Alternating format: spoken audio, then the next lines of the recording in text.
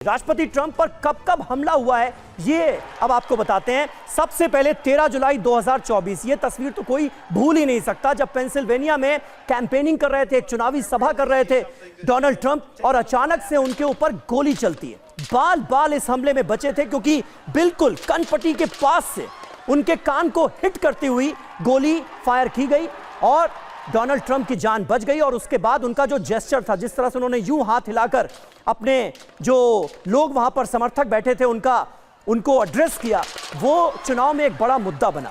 दूसरी तस्वीर आपको दिखाते हैं, ये एक गोल्फ कोर्स के बाहर की तस्वीरें हम आपको दिखा रहे हैं। 15 सितंबर 2024 जुलाई में हुई फायरिंग के बाद ये घटना घटी, जब गोल्फ कोर्स में गोल्फ खेलने के लिए डोनाल्ड ट्रंप जा रहे थे और दूर से फायरिंग की जाती है। यहां पर खास बात यह रही कि हमलावर को अरेस्ट कर लिया गया था, जैसा कि रीसेंट केस में भी हुआ है, लेटेस्ट केस में भी हुआ है। 26 अप्रैल 2026 की तस्वीरें आपके सामने हैं, जहां पर हिल्टन होटल में व्हाइट हाउस कॉरेस्पॉन्डेंट्स की डिनर पार्टी में अचानक से एक हमलावर घुसता है, होटल के अंदर गोलियां चलाता है, 8 राउंड फायरिंग करता है और उसके बाद उसे गिरफ्त में ले लिया जाता है। लेकिन हॉल के अंदर कैसी दहशत फैली उस दौरान, ये हमने आपको इन तस्वीरों के जरिए दिखाया। बिल्कुल बिल्कुल सबेर। और देखिए, सबसे बड़ा सवाल इस वक्त ये उठ रहा है कि जो टीम पाकिस्तान जाने वाली थी ईरान से वार्ता करने के बाद, वहां पर उस टीम को ट्रंप ने रोका है। उस होटल के बाहर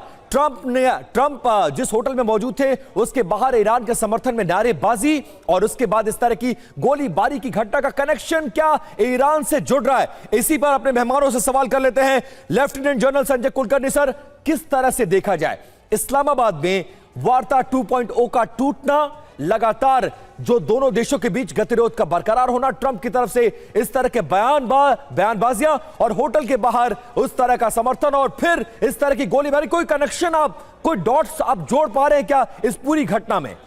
विपिन, बहुत बहुत धन्यवाद। जो कुछ मैं आपके टेलीविजन पे देख रहा हूं स्क्रीन के ऊपर, उससे साफ जाहिर होता है या तो ये लोन वुल्फ है या फिर ये किसी साजिश का हिस्सा है। 2 दिन पहले अगर ये होटल के अंदर आया है तो वार्ता जो इस्लामाबाद में हुई है वो अभी स्थगित हुई है। तीसरी बड़ी बात कि होटल के बाहर जिस प्रकार से लोग खड़े हैं ईरान युद्ध के बरखिलाफ, जरूर कुछ कहीं ना कहीं ये संदेश देने की बात की जा रही है। चौथी बड़ी बात यह है कि ये जो कोल है जो जिस प्रकार से घुसा है लॉबी के अंदर, अगर हथियार लेकर के सिक्योरिटी फोर्सेस को भागते हुए जा रहा है, या तो फिर ये अकेला ही आदमी होगा जिसके दिमाग पे इस तरह की बात हो रही है। जिसने अगर इस तरह की बात करनी हो, उसने अगर उस हॉल के अंदर घुसना है जहाँ पे यह पार्टी हो रही है, वो इस तरह की हरकत नहीं करेगा। अगर वो भाग शुरू से रहा है जैसे आप दिखा रहे हैं बार बार, तो इसका मतलब कि वो तो मारा ही जाएगा, इसमें किसी को शक नहीं होना चाहिए।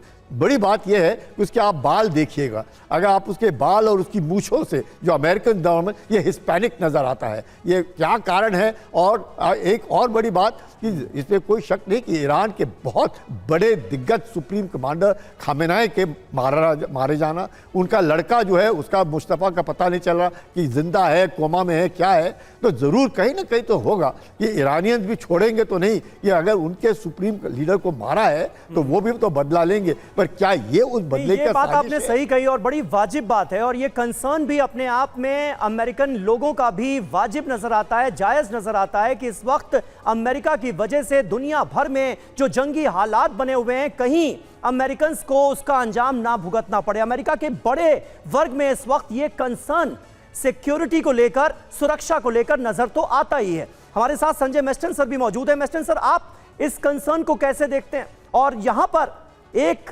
इंसिडेंट जिसका जिक्र बहुत जरूरी है कि जिस होटल में यह हमला हुआ, उसी होटल के बाहर ईरान पर जंग थोपने के खिलाफ, अमेरिका की नीतियों के खिलाफ, डोनाल्ड ट्रंप की पॉलिसीज के खिलाफ एक बड़ा प्रदर्शन भी हो रहा था। ये तमाम लोग जंग के खिलाफ थे।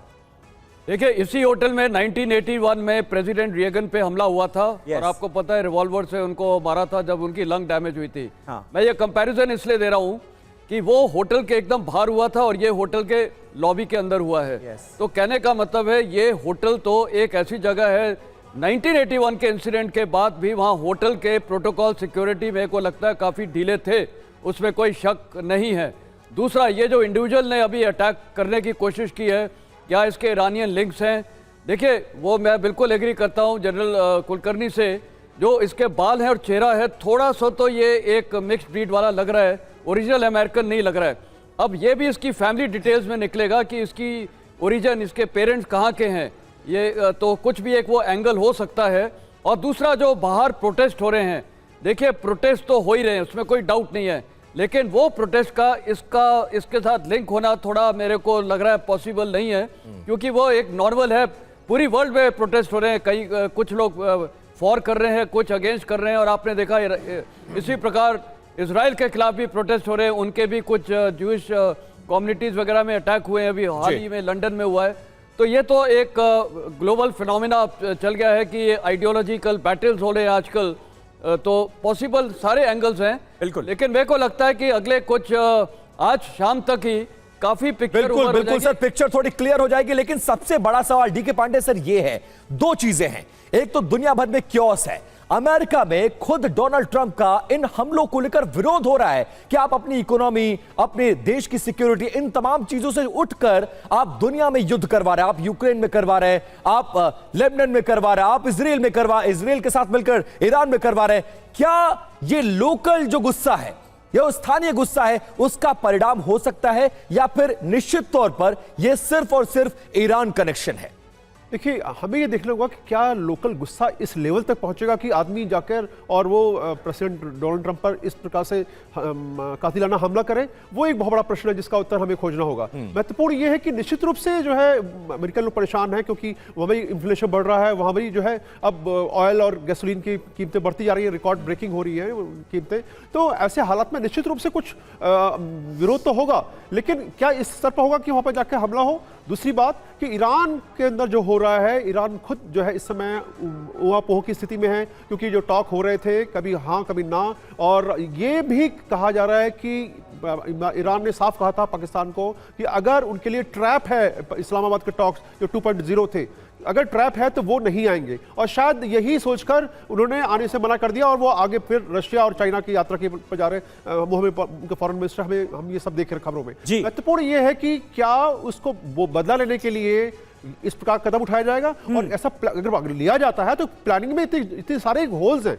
आप सोचिए, अगर एक आदमी मशीन गन, शॉट गन और चाकू लेके आता है तो क्या उसके पास कोई बैग नहीं होगा? फिर ये भी इनपुट आया कि वो असेंबल किया गया, तो असेंबल करने के लिए क्या वो स्थान? यही तो बात अभी तक सामने आ रही है। एफबीआई ने जो शुरुआती इन्वेस्टिगेशन की है उसमें यह जानकारी मिल रही है कि ये जो हमलावर था ये बतौर गेस्ट होटल के ही एक रूम में पहले से रुका हुआ था। जब ये आयोजन शुरू होता है तो वो टेरेस पर जाता है, अपने हथियार असेंबल करता है, सीढ़ियों के जरिए बॉलरूम की तरफ भागने की कोशिश करता है, जिसकी सीसीटीवी फुटेज भी थोड़ी देर पहले हमने दिखाई। लेकिन बात तो टाइमिंग की भी होगी।